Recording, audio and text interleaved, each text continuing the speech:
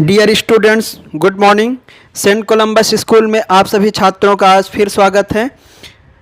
Sanskrit subject के साथ मैं राम सर क्लास 6 के लिए ये नेक्स्ट वीडियो प्रथमा पाठा आगे का भाग देखिए। यहाँ तक मैं पढ़ा चुका हूँ 10 लक्ष रूप्यकम पुरस्कारम प्राप्स्यति इति। इसके आगे देखिए, परंतु कोपि कवि इमं पुरस्कारम प्राप्तुम समर्थः न अभवत्। इसके बाद कहा गया, लेकिन कोई भी कवि इस पुरस्कार को प्राप्त करने के लिए समर्थ नहीं हुआ। यतोहि, क्योंकि कोपि कवि स्वरचिताम नवीनाम कविताम यदा सभाम गत्वा श्रावयति। क्योंकि कोई भी कवि अपनी रचना को, नई कविता को जब सभा में जाकर सुनाता है, तदा ताम श्रुत्वा तदानीम एव ताम कविताम तथैव नवसु सदस्येषु अन्यतमः कश्चित् सद्यः श्रावयित्वा कथयति। तदा ताम श्रुत्वा तदानीम, उसी समय उसको सुनकर उसी समय ही ताम कविताम तथैव, उसी कविता को दूसरा जो है उसी कविता को उसी प्रकार नवसु सदस्येषु, नवों सदस्यों में से अन्यतमः कोई कश्चित, सद्यः कोई कहता तुरंत, श्रावयित्वा सुनकर, कथयति कहता, यद कि अहम तु इमाम कविताम पूर्वतः एव जानामि, मैं तो इस कविता को पहले से ही जानता हूँ। क्रमेण अन्ये अपि सदस्याः ताम कविताम तथैव श्रावयन्ति, क्रम से दूसरे भी सदस्य उस कविता को उसी प्रकार से सुनाते हैं। सभा स्थिताः नवाः सदस्याः याम कवितां पूर्वतः एव जानन्ति श्रावयन्ति च स कविता कथम इति कृत्वा कश्चित् अपि कविः इमां प्रतिस्पर्धां जेतुं न अशक्नोत्। सभा में स्थित नवों सदस्य याम कविताम पूर्वतः, जिस कविता को पहले ही जानते थे और सुने थे उसी कविता को सुना देते। ऐसा कहकर, ऐसा करके कोई भी कवि जो है इस प्रतियोगिता को जीतने में सफल नहीं हुआ। सर्वे च कवयः इत्थम उपहास पात्रम अभवन, और सभी कवि जो है इस प्रकार मजाक के पात्र बने। भोजराज सभायाम कवि नाम ईदृशी अवज्ञा कर्णाकर्णिकया कालिदासेन श्रुता। राजा भोज की सभा में कवियों की ऐसी अवहेलना, इस प्रकार अवहेलना कानों कान के द्वारा कालिदास ने सुना। कवीनाम उपहासस्य प्रतिकारम कर्तुम असौ मनसि निश्चयम अकरोत्।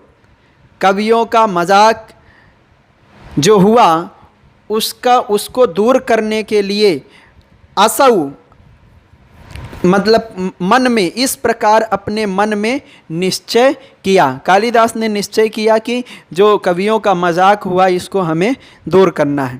तथा च श्रुतिधरान अभिसंधातुम श्लोकम एकम विरच्य भोज सभायाम प्रतिस्पर्धाम आगच्छत।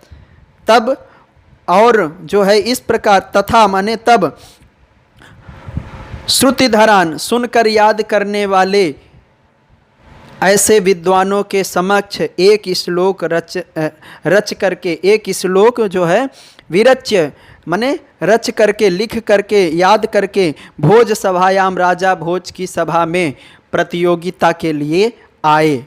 भोजदेव विराजिते नवश्रुतिधराः पूरिते राज सदसि कालिदासः पुरस्कारार्थम इमं श्लोकम श्रावतावान। राजा भोज विराजमान हैं और वो 9 जो सुनकर याद करने वाले वो 9 कवि भी हैं, और राज्यसभा में अनेक प्रकार के विद्वान लोग उपस्थित हैं। उनके सामने कालिदास जी है, कालिदास जो है पुरस्कार के लिए श्लोक सुनाए। क्या श्लोक सुनाए? स्वस्ति श्री भोजराज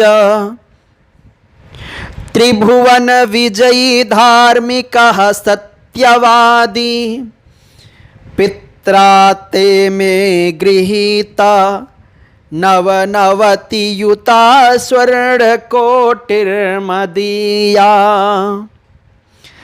ताम त्वं मे देहित तूर्णम सकल बुध जनैः ज्ञायते सत्यमेतत् नो चेत् जानन्ति केचित् नवकृतम् इति वा देहि लक्ष्यं ततो में। महाकवि कालिदास जी ये श्लोक सुनाए।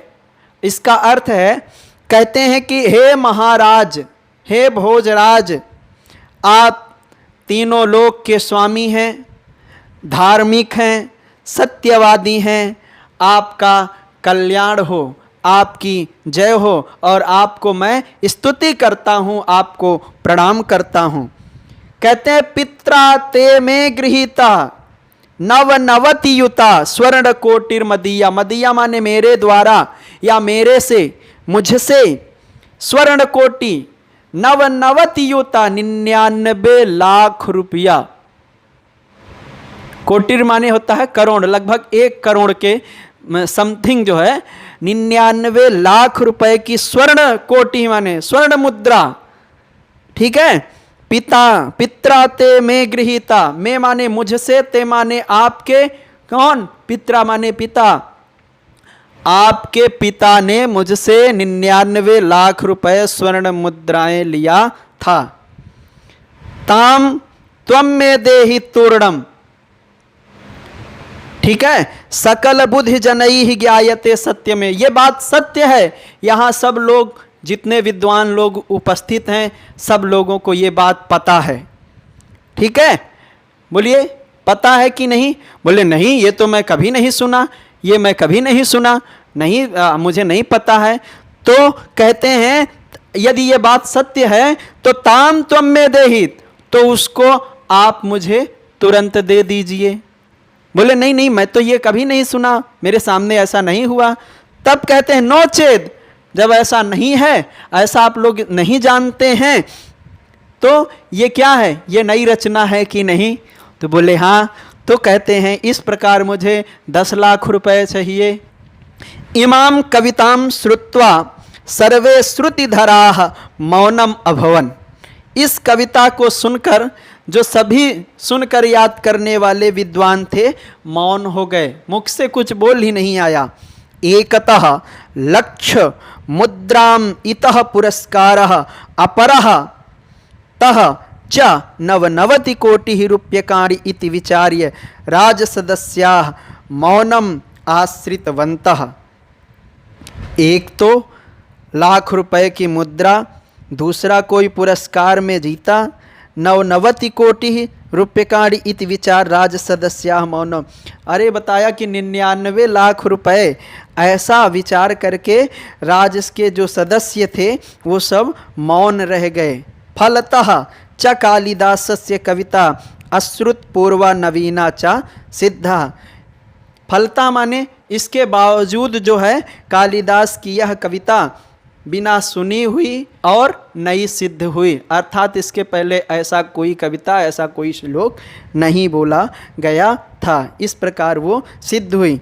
सच पुरस्कारेण सम्मानिता, और वह पुरस्कार के द्वारा सम्मानित हुए। एवं कवीनाम सम्मान रक्षा कालिदासेन कृता। इस प्रकार कवियों की सम्मान, मान सम्मान की रक्षा कालिदास के द्वारा की गई। अयंच कालिदासः महाकवि रघुवंशम, और यही, अयम माने यह, च माने और, अयंचा और यह कालिदास महाकवि, यह महाकवि कालिदास रघुवंशम कुमार संभव आदि काव्या नाम रचयिता। रघुवंशम और कुमार संभव जैसे महाकाव्यों की रचना किया। असौ विक्रमादित्यस्य राजसभायाम नवरत्नेषु, और उसी समय विक्रमादित्य के राजसभा में नवरत्नों में अन्यतमम रत्नम आसीत, और यही कालिदास विक्रमादित्य के राजसभा में नवरत्नों में से दूसरे रत्न थे, अन्यतम, दूसरों में श्रेष्ठ। ठीक है। नवरत्ना नाम नामानि जानी, और उन नवरत्नों के नाम इस प्रकार जाने जाते हैं। कौन कौन? धनवंतरि क्षपणका अमर सिंह शंकुर्वेताल भट्ट घट खरपर कालिदासा ख्यातो वराहमिहिरो नृपतेः सभायां रत्नानि वैवर रुचिः नवविक्रमस्य। राजा विक्रमादित्य के नवरत्न इस प्रकार हैं। कौन कौन? धनवंतरि, क्षपणक, अमर सिंह। देखिए, धनवंतरि, क्षपणक, अमर सिंह, शंकु, तालभट्ट, घट खरपर और कालिदास, और इसके अलावा वराह मिहिर।